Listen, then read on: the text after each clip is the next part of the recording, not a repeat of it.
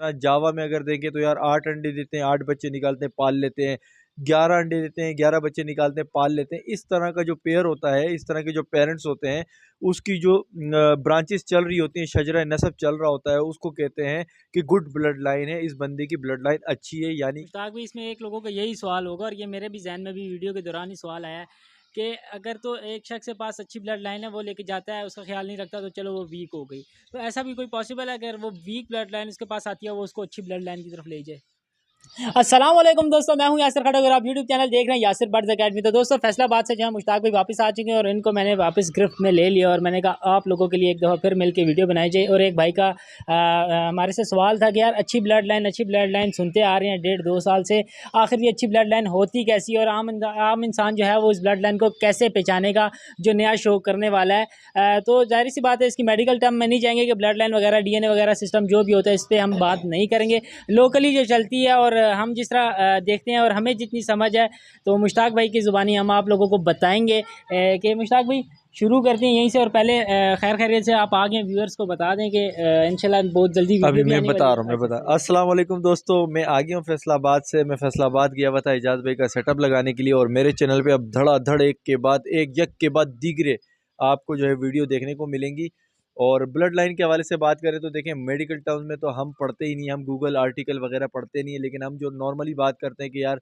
इसकी blood line अच्छी है, ये ले लो, इसकी ब्लड लाइन अच्छी है, ये ले लो। उसकी वजह ये होती है कि उनके जो पेरेंट्स हिस्ट्री होती है, जो जैसे मेरे पास अगर परिंदे हैं, ये जावा को ले लें, फिंच को ले लें, या इसको ले लें, कोई भी एक किसी को पसंद आ जाती है, और वो पसंद इस बिहाफ पे आती है कि वो मेरे सेटअप पे आता है या मेरी वीडियो में देखता है कि यार इस बंदे के एक पेयर 6 अंडे देते हैं तो 6 बच्चे निकालते हैं, और उन 6 बच्चों को पूरा भी पाल लेते हैं। इसी तरह जावा में अगर देखें तो यार 8 अंडे देते हैं, 8 बच्चे निकालते हैं, पाल लेते हैं। 11 अंडे देते हैं, 11 बच्चे निकालते हैं, पाल लेते हैं। इस तरह का जो पेयर होता है, इस तरह के जो पेरेंट्स होते हैं, उसकी जो ब्रांचेस चल रही होती हैं, शजरा नसब चल रहा होता है, उसको कहते हैं कि गुड ब्लड लाइन है, इस बंदे की ब्लड लाइन अच्छी है। यानी कि इसके पास जो परिंदे हैं, वो हर मराइल को बखूबी अंजाम देते हैं, और कोई भी ऐसा नुकसान या कोई अंडों को फेंकना, बच्चों को फीड ना कराना, इस तरह के मराइल में वो रुकावट का सबब या नुकसान आपको नहीं देते। तो फिर लोग कहते हैं कि यार जो रिलेशन में आते हैं, अब ज़ाहिर है गली में अगर कोई दूसरी गली में किसी के पास ऐसा बर्ड है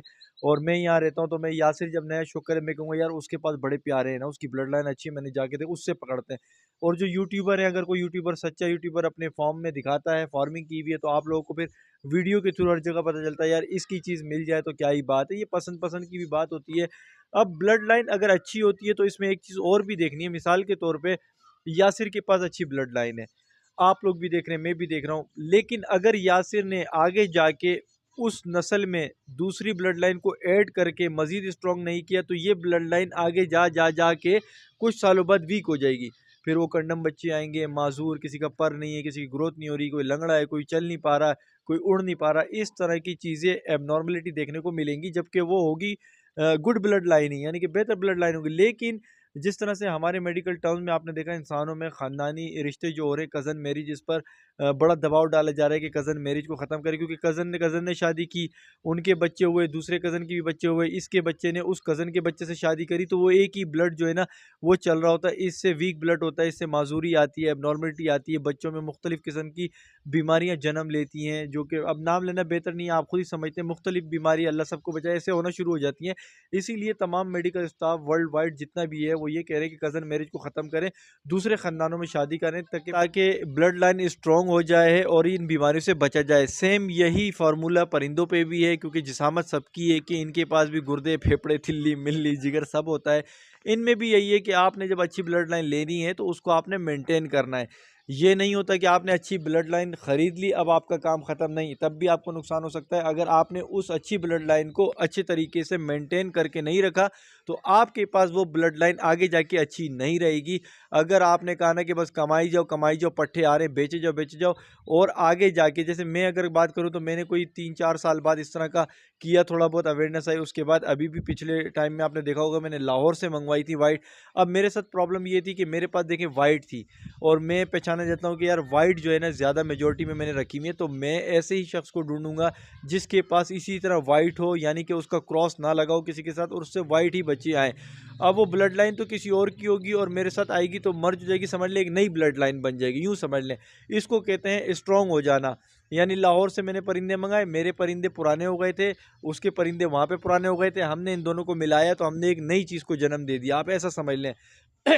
तो इस तरह का जो मिलाप है ये 2 साल 3 साल बाद आपने अपने बर्ड्स के साथ करना है, जो भी आपकी बर्ड्स की कैटेगरी है, चाहे वो लवबर्ड हो, कॉकटेल हो, फिंच हो, गोल्डियन हो, बैंगलाइज हो, ये सारी चीज़ें इसको कहते हैं कि यार अच्छी ब्लड लाइन है इसके पास, क्योंकि उसने अच्छे तरीके से मेंटेन करके रखा तो हुआ है। अच्छा मुश्ताक भाई, इसमें एक लोगों का यही सवाल होगा और ये मेरे भी जहन में भी वीडियो के दौरान ही सवाल आया है कि अगर तो एक शख्स के पास अच्छी ब्लड लाइन है, वो लेके जाता है, उसका ख्याल नहीं रखता, तो चलो वो वीक हो गई। तो ऐसा भी कोई पॉसिबल है अगर वो वीक ब्लड लाइन उसके पास आती है, वो उसको अच्छी ब्लड लाइन की तरफ ले जाए?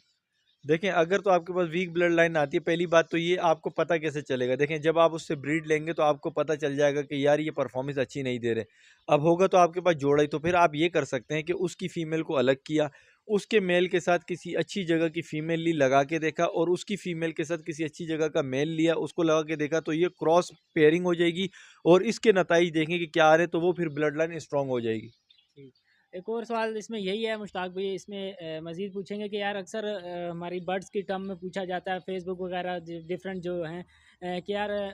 बर्ड्स जो होते हैं लेन देन के लिए, उसमें वो कहते हैं कि यार आ जाओ हिस्ट्री देख लो, हमारे बर्ड्स की हिस्ट्री है, हिस्ट्री वाला बर्ड हम दे रहे हैं।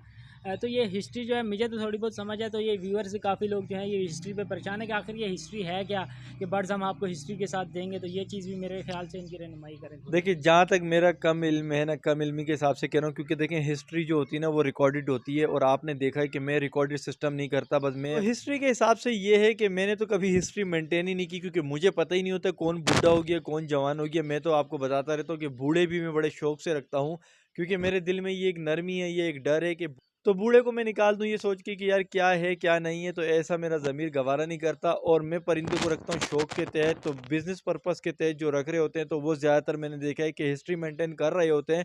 क्योंकि शौकीन बंदा तो फिर चहचहाट देखता है, इनका घूमना फिरना देखता है, खाना पीना देखता है, उनके बच्चे आ गए, बच्चों की ची ची ची, ये उसको सुकून देती हैं। लेकिन ये जो बोर्ड पे लिखना और ये सब चीज़ें अच्छी हैं, बुरी नहीं है, ज़ाहिर है आगे जाके मैंने भी ये करनी होगी, शौक प्लस बिज़नेस है, लेकिन मैंने अभी हिस्ट्री में की नहीं। लेकिन जितना मैंने देखा है, क्योंकि मैं भी यूट्यूब वगैरह पे इस तरह देख रहा होता हूँ, क्योंकि मैं सेटअप पे तो आपको पता है जाता नहीं हूँ। आगे अगर गया तो किसी से इंटरव्यू कंडक्ट कर लेंगे कि भाईजान ये किस तरह से होता है, लेकिन जितना मैंने देख लिया वो ये है कि वो बोर्ड एक मेंटेन कर लेते हैं, उनको रिंग पहना देते हैं, रिंग कस्टमाइज भी होते हैं, नाम के साथ, डेटों के साथ, सारी चीज़ें इस तरह मेंटेन होती हैं, और उन पेयर को आइडेंटिफाई कर लेते हैं कि यार ये एक पेयर है। मिसाल के तौर पे एक पेयर मैंने देख लिया जो मेरा चहीता पेयर है, अच्छे रिजल्ट दे रहा है या मुझे उस पर प्यार है, मैंने एक रिंग स्पेशल बनवाया, कोडिंग के साथ नंबर रख लिया, जो नाम रख लिया, कुछ भी रख लिया, वो पहना दिया उसको, और डेट वगैरह मेंशन कर दी, और उसके केज पे डेट वगैरह लिख दी कि यार इस डेट पे ये मैंने लिया था, या इस डेट पे इसने अंडे दे दिए, नोट कर लिया। फिर अंडों में से जब बच्चे आए